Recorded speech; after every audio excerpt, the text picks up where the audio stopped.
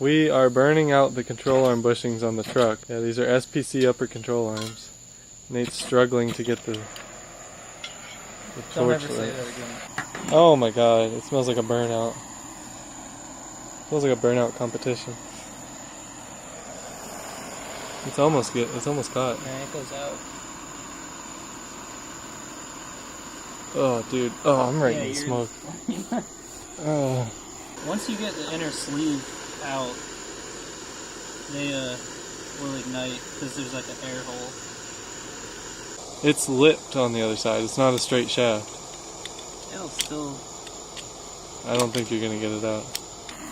You see how it has that lip on it? Oh, both sides are lipped? Yeah.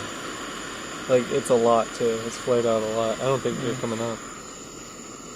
Oh, need lighter fluid then, I guess, and some sticks.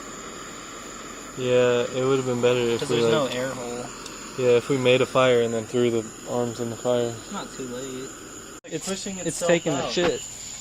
Look at that. The control arm is shitting itself out. Oh, that's kind of cool. Where's it at?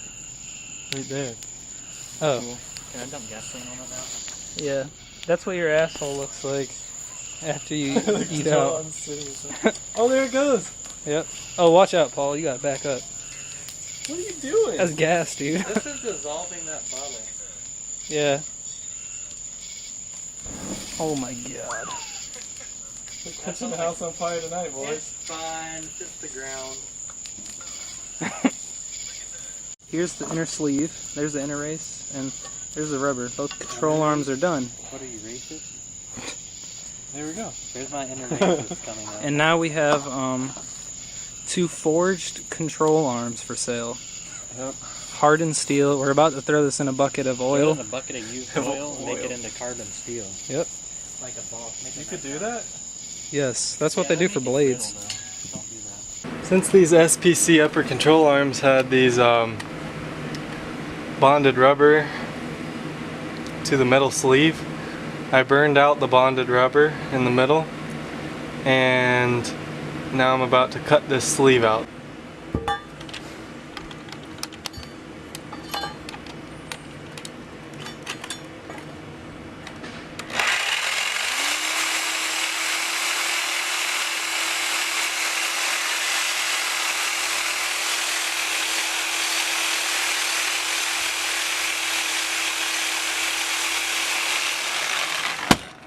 It'd be a lot easier if I had a vise, but my life is all over the place and I have parts in 3 places and I'm working on this in 3 places, so I don't have a vise over here to do this, and it's making me frustrated, but this is how I'm gonna have to do it because I don't have a vise over here. Jeez. I always try and not go too far with this, but I always end up going too far. It's like impossible to not go too far. This is just so frustrating trying to do this. It's so frustrating because you try and cut through just this metal sleeve and then you end up cutting into the actual control arm too, which sucks because then it's going to eat up the rest of the bushing because there's going to be that little groove in there. So I don't really, this is like one of the dumbest designs I've ever seen, and I took it to the machine shop and he said that it'd be hard to press out because this lip on here is coming from the outside, so he couldn't push it this way, and it'd be hard to get something on it from this way because it's being blocked by the other side. So it's just a really stupid design, and I don't know, it's just stupid, and I'm frustrated with it.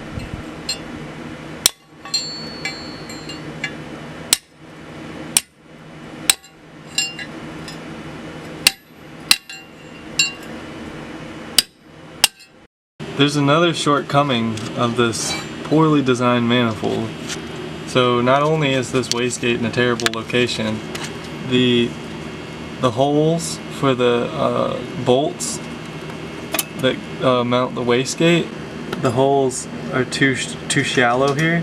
So this wastegate bolt is bottomed out. Still a good couple millimeters that it needs to go on. I'd say probably 4 or 5. Well, 3 or 4, I guess. But yeah, this is a really terribly designed manifold.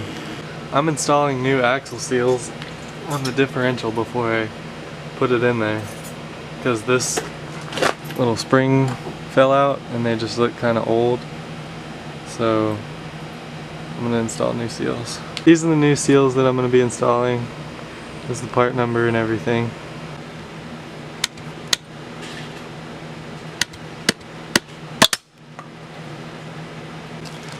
Just so you know, driver side and passenger side are different on this differential. So this bigger one is the passenger side, and this smaller one is the driver's side. Nice layer of oil on everything. Make sure not to pop this spring out, because it's super hard to get back on if you do. So here we have our old seal, and we're going to use this to drive in the new seal. Alright, we can't find a piece of wood, so we're going to have to use a brick instead.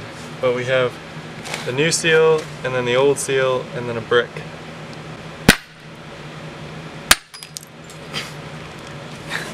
Perfect. Alright, that's good. Let's do the other side now.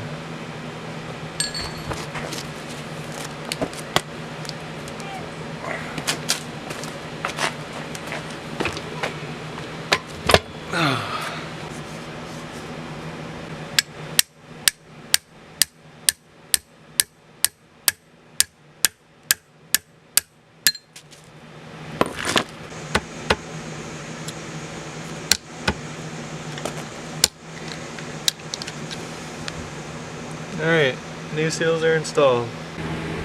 Okay, tack it up some. Alright, hang on. The well's already leaking, dude. The what? The well. Leaking oil? Yep, for the turbo drain.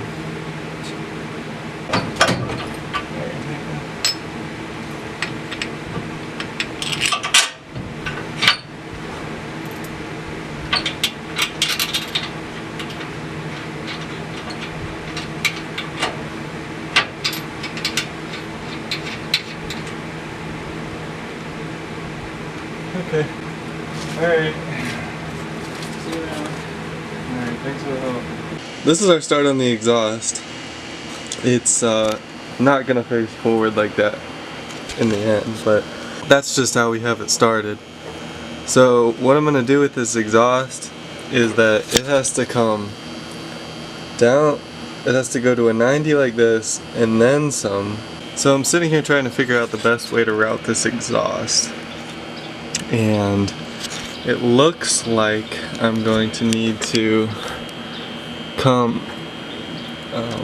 make a 90 down, but not straight down. So let me get on this side so you can see the angle. If you can see, it has to go slightly to the side to get out of the way of this wastegate, because if it went straight down it would go right into the wastegate. So it's gonna have to go to the side like this at an angle, and then I think I'm gonna have to cut it at an angle at the 90 and then go straight down from there. So it's gonna be kind of like a crooked downpipe, I guess, because of this terrible wastegate placement.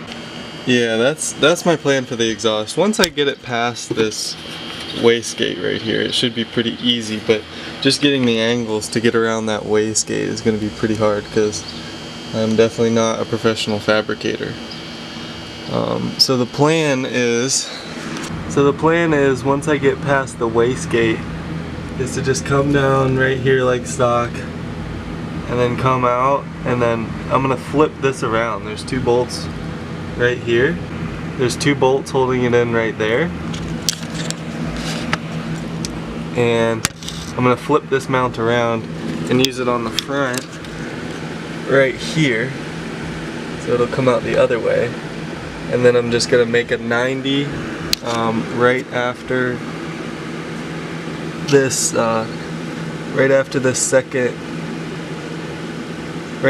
cross member here. And then I'm going to come out right behind the front tire.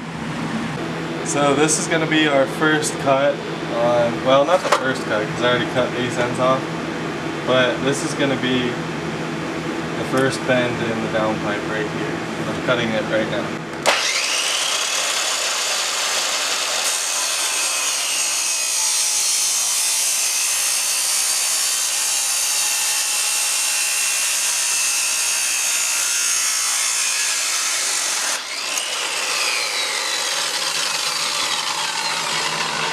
So now we just got to file off this little edge right here. We'll be good. This is our little dilemma with the downpipe here. It goes down right into either the brake line or the wastegate.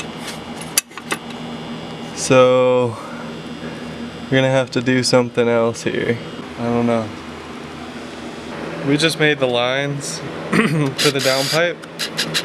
So we made this pie cut to make the hard angle.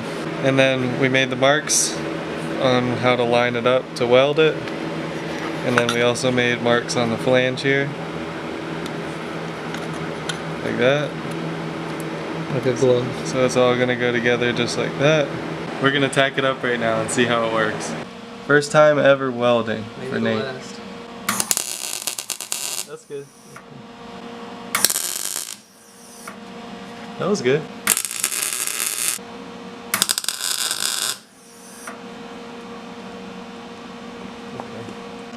Flip it around.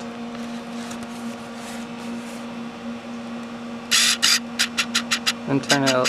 Yeah, that looks pretty good. Other than this. Hey, that was an accident because the wire got really long. We just got the start of the downpipe tacked up. Looking pretty good so far. Other than that, we got that one pie cut in there. And we can set it on there.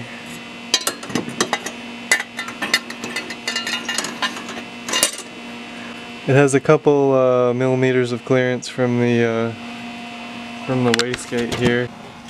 So now we're gonna try and get the pipe on the bottom here. Is that the one? Yep. Might need another one.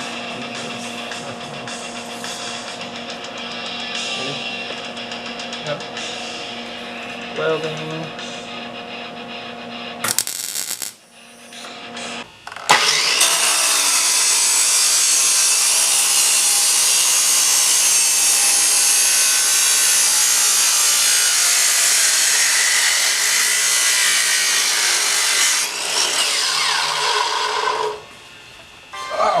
Give it a thumbs up.